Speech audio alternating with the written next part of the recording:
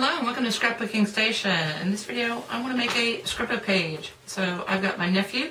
All I know is the photo at this point. There's a couple things I want to think about. I'll make another page using the same sketch that I've chosen for this one.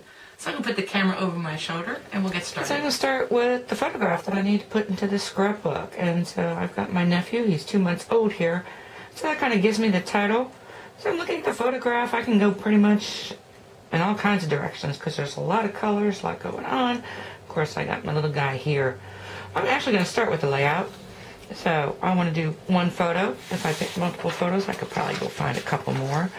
But I want to make this the focal. And ignore that split here for a second. Because when I pick this sketch, and I'll give you a photograph of this, it's a long ways page. So it looks like it's probably 11 by 8 or something like that. And first thing I'm working with is an 8 by 8 page. So I kind of need to proportion it just a little bit differently.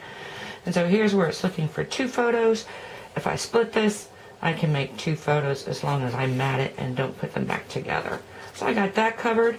This has got a lot to do with patterns. So I've got at least 2 patterns and possibly a third if I want to back it that way. So let me go find some pattern papers. When I come back, this is Artful Watercolors, and so it's got all types of colors and patterns to choose from. So I can go in a lot of different directions and everything will match that photograph. But when I get started, this page, or this scrapbook, actually goes in order. So I do want to take a glance at what have I got before it, because I want to keep things kind of interesting and a little bit different. So the page right before this one has multiple photos, so I'm okay there. Page before that, it's got 1 photo on the inside, so I think I'm good with that as well. And if I wanted to go back 1 more, which sometimes I do, most times I don't, what I've got is a center, sort of centric page, 1 photo centered, and then 4 photos centered. And the other thing I'm seeing is an awful lot of blues and reds. So when I pick a pattern paper, I definitely want to try staying away from those 2 colors. So let's bring this back. So I've got my photo. I've got a couple patterns that I can choose from pretty quickly. I want to find solid cardstock. And even if I don't use this cardstock, because I use Stampin' Up! Products, I know what inks and also embellishments that will totally coordinate. At least these are starting points. So I've got the Pear Pizzazz as 1 color, and I'm using Barely Banana, but So Saffron would work, Crushed Curry would work, something in that family. So pretty quickly, I'm going to put together the background for this, and I'll be back. Okay, so at this point, I'm part of the way finished with my assembly. So I've got my background, I've split up some of these patterns. I chose to go with scallops. And so let me see, yeah, you can see this guy, so I feel pretty comfortable with using a scallop shape as most of the embellishments on this page. As far as my title, I just used a stamp or several stamps. I like to work with them since I can. These are layered letters alphabet. You can see where I pretty much make 1 stamp. John is his name, so make 1 stamp, and this way I did a background. And I used the Pear Pizzazz ink on the same colored paper, and I did a background here because I really wanted to check to see if I was going to be able to see this, if that was all I did. And then just stamped it again and heat embossed it, and that time I'm using the Crushed Curry. Anyway, I've got my little alphabet. I want to say 2 months under here, and I probably want to do that next before I do much else. And so I've got a basic, back to basics alphabet. And it was really too persnickety to put together, but what I've got is my 2 and months. I'm going to draw a line and get that positioned on here, just inking it on. And this way, what I'm getting to at this point is I've got my photo, I split it. I actually had this mat a little bit larger to begin with, and I just kept trimming it until it kind of fit my needs. I do want to edge around the photo, and by edging around the photo, I'm just going to take a Stampin' Right marker, edge it. I'm also going to edge around the mat, probably using either a Wild Wasabi or the Pear Pizzazz. I'll probably try the lighter one first, and then if I need to, go around.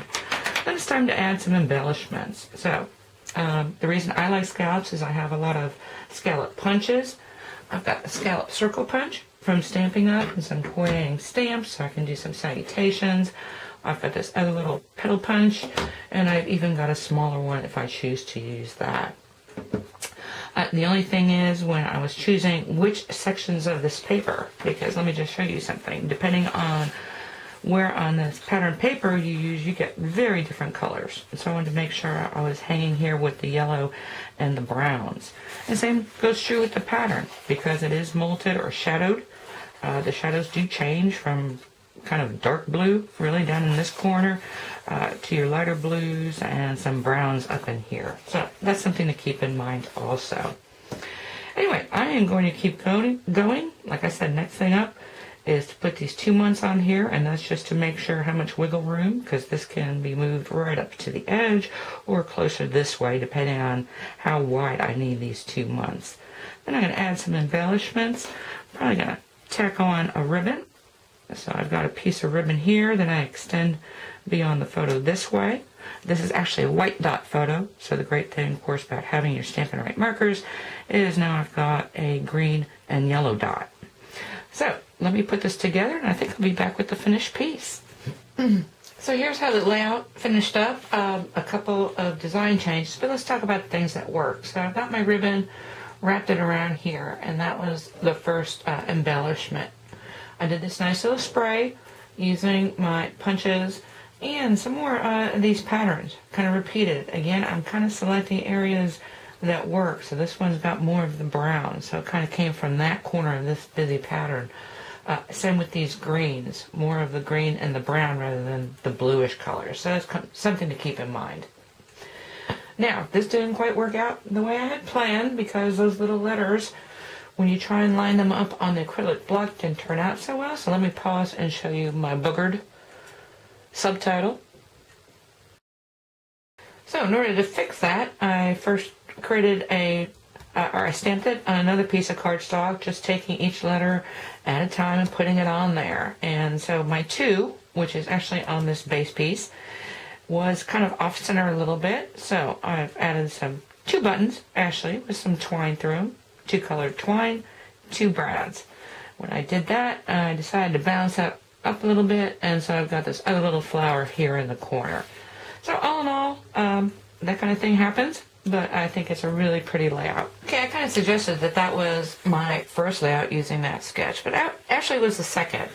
These are the same papers, so again, it's the Artful Watercolors, and my pattern papers usually come from Paper Wishes. I just wanted to clarify that. So cardstock and water-based inks, stamping up so I get the coordination, and I try and pair them or match them with my Paper Wishes pattern papers. So anyway, kind of the same deal. I'm trying to position this how I'd like it, and actually I'm going to turn this over because I looked at this and I thought, man, I was not going to like this pattern at all or use it as individual pieces. But let me bring back this layout sketch. I thought it'd be great for these accent stripes. So I'm working on my 8 or 12 by 12 scrapbook page, and let me pull some of this stuff out. And so the first thing you're going to notice is that this is a mirror. So I've kind of flipped the stripes, and the photos go on the right side of this page. This is the left side page of my scrapbook, and then the embellishments are going to come across on the left side. So I've got that. Position this. Again, I'm paying attention to patterns and what colors are where, because this pink secondary pattern also has more blues on one side, more whites on the other, and really, really pink in the center. So always a consideration. In this case, I just used the coordinating paper tool for 2 embellishments down here. So it's very layered, which is another reason I wanted the embellishments on the outside, because that's dimension on the outside of my scrapbook page is better. Works for me because my scrapbook pages get pretty full. Now I double matted these, and these are actually 2 pictures of me and my daughter making candles. And because there is gold in this pattern, or yellowish gold, that's what I use to accent. And then here I've got a stamp that says Laugh Out Loud clear craft stamp, and that's from Paper Wishes as well, so I gold embossed that. Now I'm going to take a closer look at that. This was another one of those kind of embellishments or titles that didn't quite work out the way I wanted to the first time when I gold embossed this. This is a busy pattern, and I think that came off of, the back of my pink. I had a section left over, very busy, and when I gold embossed it, you know what, it kind of got lost, unless the light's shining right on it. Of course, gold embossing always shines back up at you. is all I did was take a little purple ink, put that in something that was non-porous, used a wet paintbrush, and just kind of gave a wash behind the inside of this frame. And that worked out really pretty. Wait, let me back out again. So, like I said, this was kind of my first layout page, and then I finished up with this 8x8. So very different looking scrapbook pages with the same layout or layout sketch. Anyway, I hope you took something with you can use in your own scrapbooking, and thank you for watching.